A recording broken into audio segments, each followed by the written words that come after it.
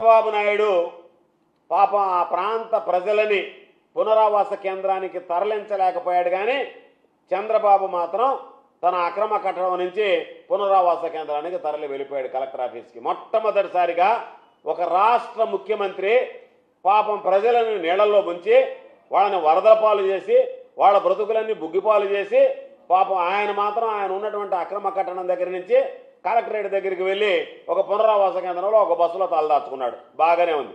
దానికి కలరింగ్ ఏమని ఇచ్చాడు? నేను వరదలు తగ్గి సాధారణ జీవనం వచ్చినంత వరకు ఏడించి పోనాడు. ఎక్కడ పోతావు నువ్వు పోవడానికి నీ ఇల్లు మునిగిపోయింది, నీ ఇల్లు లేదు నీకు ఉండడానికి. మళ్ళీ దానికి కలరింగ్ ఏంటంటే అయ్యా నా ఇల్లు మునిగిపోయింది కాబట్టి నేను పునరావాస కేంద్రానికి వచ్చానని చెప్పుకోలేక దానికి ఏదో గొప్పగా నేను నా ఇంటికే పోను ఇక్కడే ఉంటానంటే ఆడుండక ఏడుంటాం, ఎక్కడికి పోతావు, ఏం చేయగలవు? నీ ఇల్లు మునిగిపోయింది.